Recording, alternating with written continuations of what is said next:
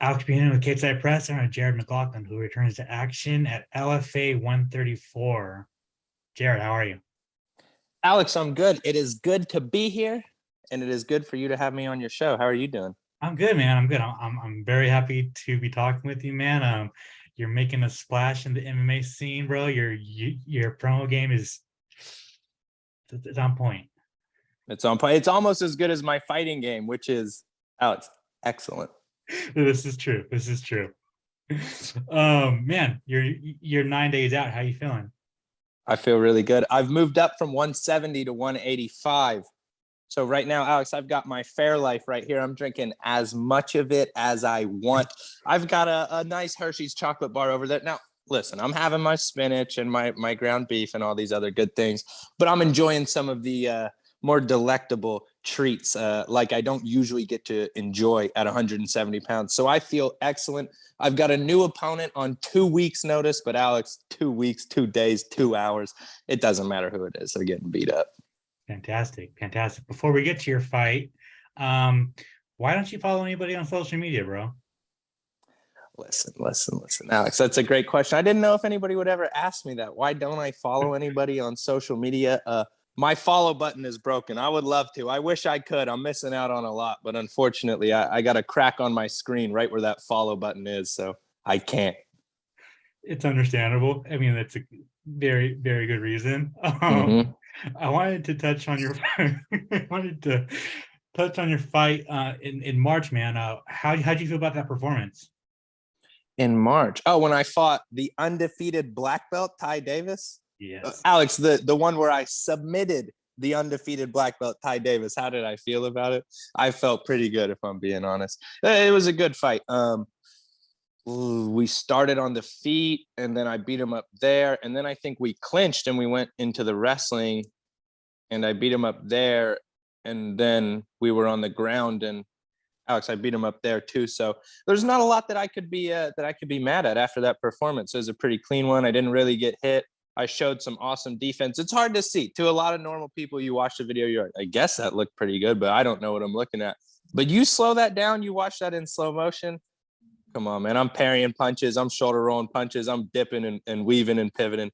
It was excellent stuff by me. So for anyone that doesn't know your story, how did you get into mixed martial arts? How did I get into mixed martial arts? I got into mixed martial arts because I wanted to beat people up, right? I didn't grow up in the era where, I don't know, maybe I did. People are like, oh, I saw Bloodsport on TV, or I like to watch anime on TV and on my uncle's laptop, I guess, or whatever. I had friends growing up, so I didn't spend a lot of time watching dorky movies like Jean-Claude Van Damme and things like anime. I was out chasing girls and doing things I shouldn't do. Cool things, though, I should say. So the only reason I got into MMA is because I wanted to beat people up, right? And this is a sport where you beat people up, and you don't just beat people up. I should rephrase that. I wanted to beat people up in front of other people.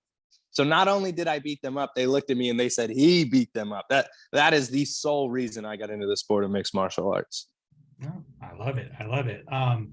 So LFA 134, you excited to make your LFA debut?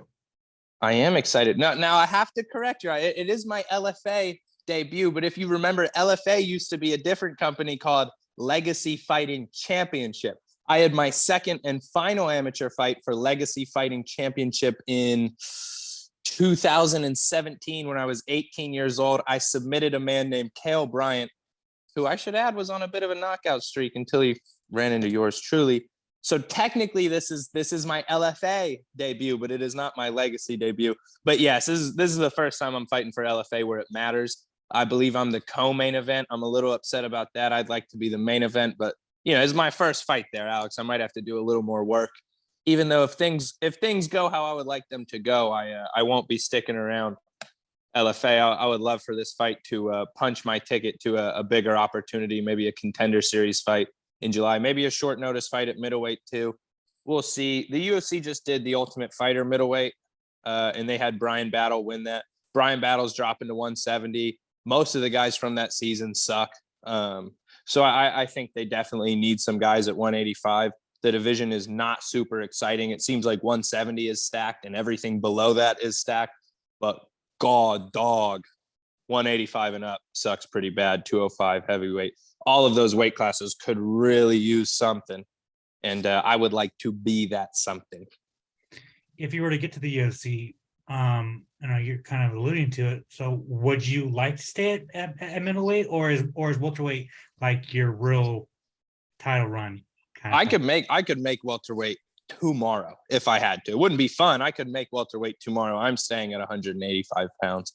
I've been lucky enough when I was real young to get to work with some of the best fighters in the world. I was at Jackson Wink when I was 18 years old. I was at City Kickboxing for a period of time when I was 20 years old. I've sparred the 205-pound champion, and I'm not talking about whoever holds the belt right now. And I've sparred the reigning 185-pound champion. Listen, I would never tell you. I would never tell you how sparring went with them. I would never say, oh, I did this or I did that and I beat this guy, I beat that guy. I would never say that. But I will tell you this. I'm not leaving 185 pounds. So you can read into that what you will. This is my weight class now. I like that. I like that, man. How bummed were you that Julius pulled out? And on the flip side, Shane steps up 2 weeks. Are you happy that he took the fight? Sure, I'm happy that Shane took the fight. There was some fun I had. I don't know if you've heard of Katie O'Neill. King Katie O'Neill in the UFC or something like that. She has a boyfriend or a brother or somebody named Ty Guerter, and he wanted to fight me, I guess. Right? He said that LFA offered him to fight with me. Alex, he never came out with a contract to fight me because that would be proof that it really happened. But he said that LFA wanted him to fight me, or he wanted to fight me on LFA or something like that. It was confusing. Nobody can really understand the guy. But what was I going to say about that? Oh, yeah, it's just funny. He's coming off of like 3 or 4 losses for Bellator. He's almost got a 500 record. It was kind of a funny thing. Like, could you imagine, Alex, if he was fighting me for LFA? Like, I have all these wins and all these knockouts and submissions, and he has all these losses. So I just thought that would be funny to think about Katie O'Neill's boyfriend fighting me. But I was happy when I got Shane, because Shane, on the other hand, is coming off of wins, which is what we want. We want somebody who wins fights, not somebody who loses fights like certain people. So it's nice that Shane stepped up. I do appreciate that. He's coming off of a couple of wins over like some Bellator vets, things like that. So, I mean, I don't want to say it's a good win, and I like Shane, and I appreciate that Shane has taken the fight, and I don't want to disrespect Shane's work ethic or his skills or his intelligence. But you look at some people and you say, man, you've been training MMA for this long and you suck. You know what I mean? Like, it's like, you've seen people there. This is like their 10th year fighting professionally. And then they throw a jab and you go, oh, you don't know how to do that. And then you see them try to do defense to a move. And again, you sit there and you're rubbing your head and you're thinking, is he sick? Or maybe he drank before the fight. He was nervous. He got drunk before you're wondering what's going on, because some of these people look like they really don't know how to fight. And while I do like Shane, is it a good win? I guess it's on LFA. At the end of the day, on June 10th, how do you get your hand raised? How do I get my hand raised? I would like to say, however I like. There's a saying that some people have, Alex, about my fights. They say all my fights are by decision, even though I've never fought the full time, because I decide whenever I want to end it. But that, Alex, is just a fun little saying we have here. I don't know how it's going to end. It's going to end likely in whatever fashion look. When I say he's not very good, I'm really not trying to put him down. It's not mental warfare. I'm not like, oh, I hope he watches this and he hears me say he's bad and he doubts himself, and so he makes a mistake that he shouldn't make. I could care less if he hears it, if he listens. I don't need it to boost myself up. But the reality is his skills are not close to my skills. So I can't come out and tell you like, oh, it's going to be the left knee to his chin 4 minutes in. I don't know. Whatever flailing technique he likes to throw, which tends to be a left hand He tends to do this Dominic Cruz like kind of shuffle step, and then he dips his head off hard, almost darts off with the left hand. He likes to drop his right hand pretty heavy. Maybe I kick him in the head while he does it, but I couldn't tell you. It could be a knockout. It could be a submission. I would not anticipate the judges having to step in and tell us who won the fight. I'd imagine the ref will be pulling off the winner from our good buddy Shane. I love it. I love it, man. You kind of alluded to it. The Contender Series is coming back this summer. With the win over Shane, you hoping to get on that show?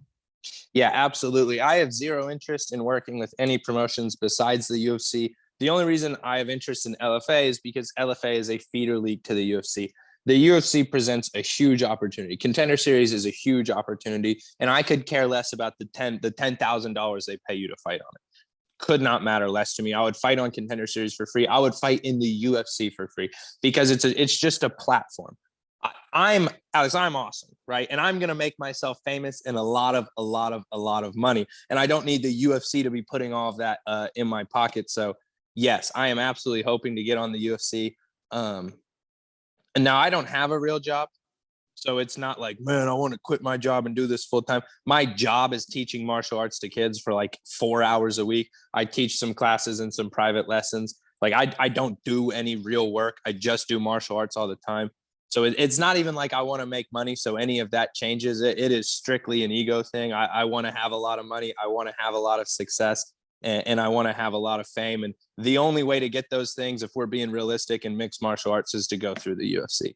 You know, Bellator has produced all of 0 stars. And that's not all the way true. That's a little bit rude, but it is most of the way true. You know, yes, I have one sole interest, and that's getting in the UFC. If I get the Contender Series, that's awesome. I signed with Iridium. I'm Iridium's #1 ranked fighter. I'm Jason House's #1 fighter. They say maybe they get me on Contender Series, but Alex, even if they can't, I'll take any opportunity I can get from the UFC. And if I have to, maybe I would go back to 170 to get my foot in the door, but I don't anticipate that I will. As you said in your promo with Jimmy Flick, the UFC needs some Oklahoma in it. The UFC needs some Oklahoma in it, and I would gladly be the guy to pump it full of Oklahoma. I do believe so. Awesome. Jared, thank you so much for your time, man. I really appreciate it. If you want to plug your social media, plug any sponsors you got, you want to thank anybody, the floor is yours. Oh, who could I thank? Who could I plug? What sponsors do I have? Type my name in on social media if you want to follow me on. So I trust that anybody smart enough to enjoy what I'm saying here is smart enough to figure out how to find me on social media.